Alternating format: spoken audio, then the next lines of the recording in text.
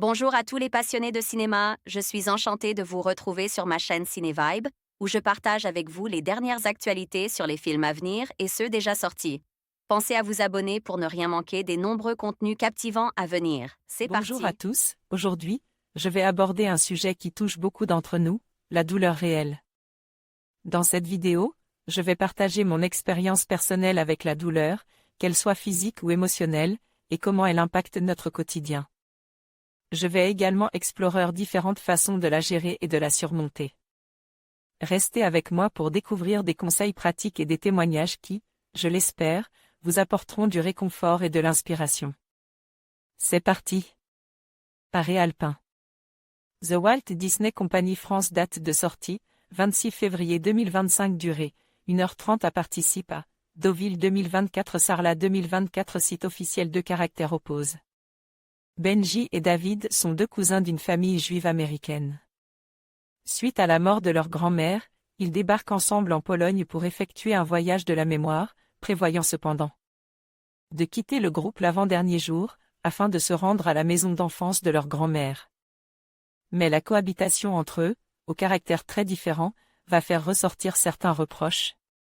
2024. Circlight Pictures. All Rights Reserved. Paris Alpin commence par un plan séquence dans une salle d'attente d'aéroport, où au milieu de la foule, la caméra finit par arrêtée sur un trentenaire, regardant tranquillement autour de lui.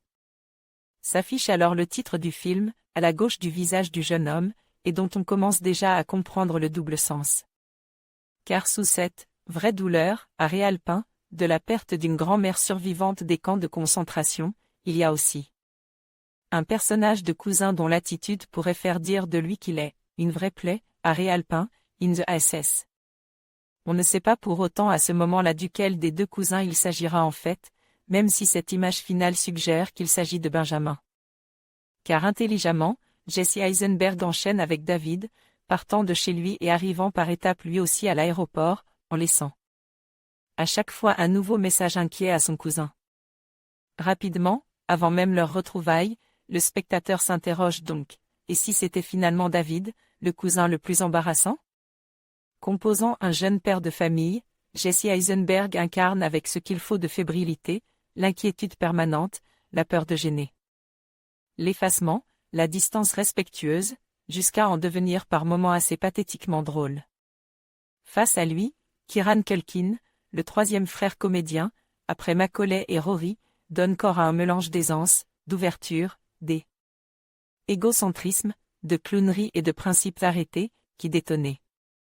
L'insertion des deux personnages dans un groupe compose d'un guide patient, James, d'un couple de retraite, Diane et Mark, d'une bourgeoise divorcée, Maria, et d'un rescapé rwandais, Éloge, permet de faire tourner les décalages et la gêne, dans un trip où Benji passe son temps à accaparer l'attention. Réservant quelques scènes très émouvantes, tel un très beau monologue de David à table, Paris Alpin parvient à traiter plusieurs sujets difficiles avec un recul impressionnant et un humour de fond-culotte.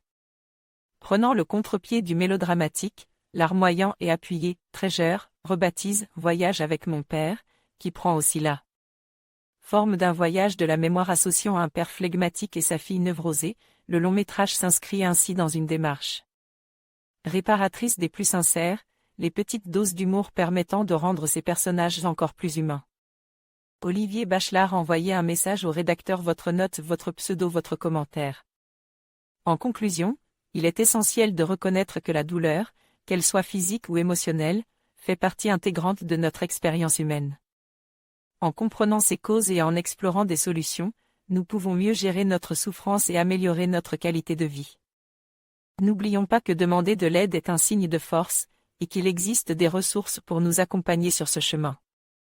Prenez soin de vous et n'hésitez pas à partager vos expériences. Merci de nous avoir suivis.